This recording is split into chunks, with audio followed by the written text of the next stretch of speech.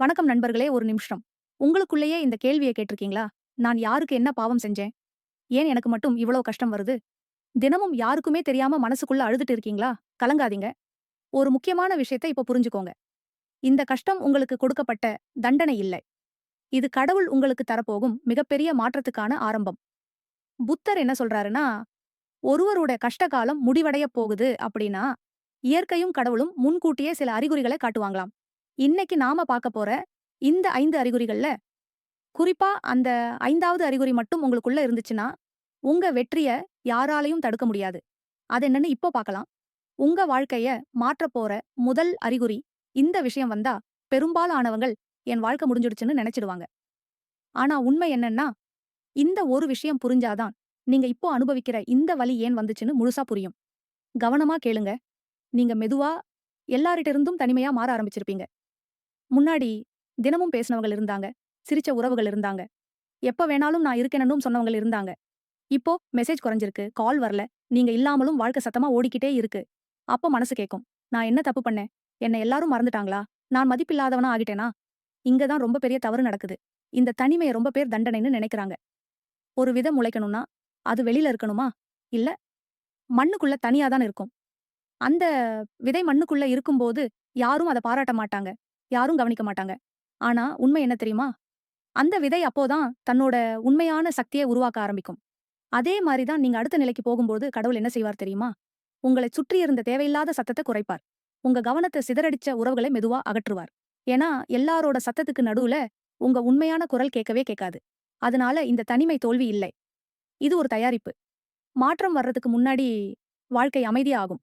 அந்த அமைதி தான் அடுத்த வாழ்க்கைக்கு கதவை திறக்கும். ஆனா, இதுவே எல்லாமா? இல்ல. இந்த தனிமைக்கு பிறகு இன்னொரு விஷயம் நடக்க ஆரம்பிச்சா, நீங்க உங்களையே நான் மாறிக்கிட்டே இருக்கேனான்னு கேட்க ஆரம்பிப்பீங்க. 2வது முக்கிய அறிகுறி. சின்ன விஷயமே உங்களை உடைக்க ஆரம்பிக்கும். ரொம்ப பேர பயமுறுத்தும். ஏன்னா இந்த விஷயம் வந்தா, நீங்க உங்களையே கேட்பீங்க, "நான் ஏன் இப்படி மாறிட்டேன்? முன்னாடி தாங்கிய விஷயங்கள், இப்போ ஏன் தாங்க முடியாம இருக்குது? இது பலவீனமா? இல்ல இதுக்கு பின்னால இன்னொரு ஆழமான காரணம் இருக்கா?" கவனமா கேளுங்க. ஒரு சின்ன விஷயம், ஒரு வார்த்தை, ஒரு பழைய நினைவு, ஒரு பாடல், அதுவே போதும். கண் கலங்குது, குரல் உடையுது, மனசு சோர்ந்து போகுது. அப்போ நீங்க நினைக்கிறீங்க, "நான் மென்டலி வீக் ஆகிட்டேனா? என்ன ஆச்சு எனக்கு? முன்னாடி இப்படி இல்லையே." இங்க தான் எல்லாரும் தவறா புரிஞ்சுக்கிறாங்க. இது பலவீனம் இல்ல. நீங்க பலவீனம் இல்ல. உள்ளுக்குள்ள அடக்கி வச்ச வலி வெளிய வர ஆரம்பிச்சிருக்கு. ஒரு பாத்திரத்துல தண்ணி நிரம்பி இருந்தா, மேல இருந்து இன்னும் ஊத்தினா என்ன ஆகும்? அது வெளிய தான் வரும். அதே மாதிரி நீங்க வருஷம் வருஷமா அடக்கி வச்ச அவமானம், தோல்வி நிராகரிப்பு சொல்ல முடியாத வலி. இப்போ மெதுவா வெளியேறுது. இந்த அழுகை தோல்வி இல்ல. இது சுத்திகரிப்பு. தீ உலோகத்த உருக்குது. கண்ணீர் மனிதனை மாற்றுது. புதிய வாழ்க்கை வரணும்னா, பழைய விஷம் வெளியேறணும். அத தடுக்க முயற்சி பண்ணாதீங்க. அழுக வருதுன்னா வரட்டும். ஏன்னா, பழைய வலி வெளியேறாம புதிய வாழ்க்கை உள்ள வராது. இன்னைக்கு நீங்க அழுறீங்கன்னா, அது நீங்க தோற்கறதால இல்ல. நீங்க மாறிக்கிட்டே இருக்கீங்க. புயல் அடங்கறதுக்கு முன்னாடி மழை அதிகமா பெய்யும். அது மாதிரி தான். இந்த அழுகைக்கு அப்புறம் இன்னொரு வித்தியாசமான விஷயம் நடக்கும். அதுதான் முன்னாடி சந்தோஷம் தந்த விஷயங்கள், இப்போ வெறுமையா தோண ஆரம்பிக்கும். அதுதான் 3வது அறிகுறி. பழைய விஷயங்களில் இனிமேல் சந்தோஷம் இருக்காது. முன்பு மகிழ்ச்சி தந்த விஷயங்கள் இப்போது வெறுமையாகத்தான் தோன்றும். இந்த 3வது விஷயம் பலரை குழப்பிவிடும்.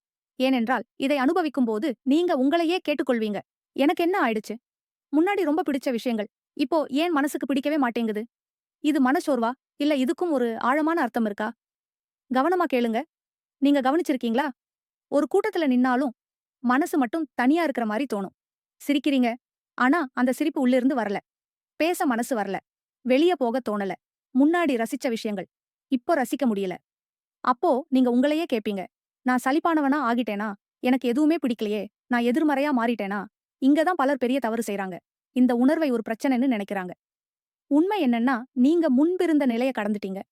நீங்க வளர்ந்துட்டீங்க. ஒரு குழந்தைக்கு ஒரு சின்ன பொம்மை போதும்.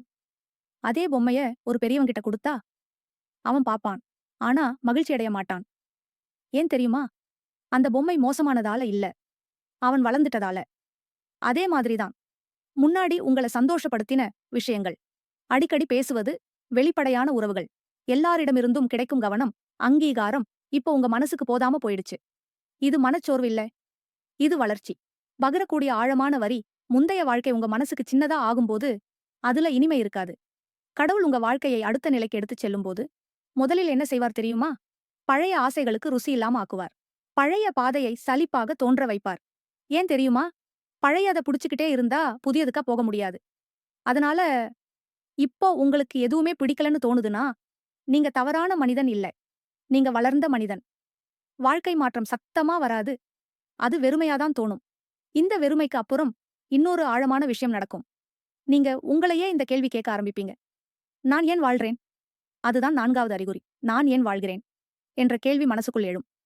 இது ரொம்ப பேருக்கு பயத்தையும், குழப்பத்தையும் தரும். ஏன்னா இந்த விஷயம் வந்தா, நீங்க உங்களையே ஒரு கேள்வி கேட்க ஆரம்பிப்பீங்க. நான் ஏன் வாழ்றேன்? இந்த கேள்வி சாதாரண கேள்வி இல்லை. இதுக்கு முன்னாடி நீங்க பல கேள்விகள் கேட்டிருப்பீங்க. எப்படி வாழ்றது? எப்படி சம்பாதிக்கிறது? எப்படி ஜெயிக்கிறது? ஆனா இது வேற, ஏன் வாழ்றது? ஒரு நாள் திடீர்னு ராத்திரி தனியா உட்கார்ந்திருக்கும்போது, வானத்த பார்த்துக்கிட்டு இருக்கும்போது, அல்லது எதுவுமே செய்யாம சும்மா சிந்திக்கும்போது, இந்த கேள்வி உள்ளுக்குள்ள ஒலிக்க ஆரம்பிக்கும். உள்ளுக்குள்ள எழும் சந்தேகங்கள், நீங்க உங்களையே கேட்டுக்கொள்வீங்க. பணம் தான் எல்லாமா? இந்த ஓட்டம் எதுக்காக? நான் பிறந்த காரணம் என்ன? பெரும்பாலானவர்கள் செய்யும் தவறு, இங்க தான் நெறைய பேர் பயப்படுறாங்க. இந்த கேள்வி வந்தா, நான் குழப்பமா மாறிட்டேனா?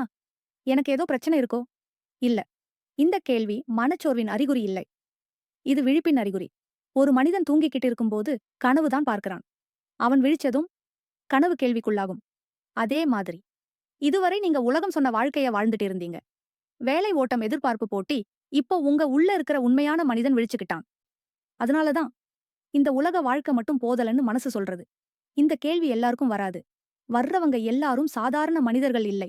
வாழ்க்கையின் அர்த்தத்தை கேட்க ஆரம்பிச்சவன், இனிமேல் கூட்டத்தில தொலைந்தவன் இல்லை.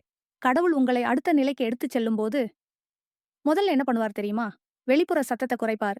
உள்ளுக்குள்ள கேள்விய அதிகப்படுத்துவார். ஏன்னா, பதில வெளியில தேட முடியாது. அது உள்ள தான் இருக்கு. அதனால, இப்போ நான் ஏன் வாழ்றேன்னு தோணுதுன்னா, நீங்க வழி தவறல. நீங்க வழிய கண்டுபிடிக்க ஆரம்பிச்சிருக்கீங்க. கேள்வி வந்த இடத்துல தான் வாழ்க்கை புதிய அர்த்தம் எடுக்க ஆரம்பிக்கும். இந்த கேள்விக்கு பிறகு கடைசியாக இன்னொரு விஷயம் நடக்கும்.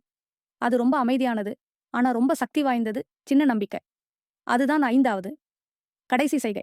5வது அறிகுறி எல்லாம் இருண்டு இருந்தாலும் உள்ளுக்குள் ஒரு சின்ன நம்பிக்கை பிறக்கும். இதுதான் கஷ்டம்.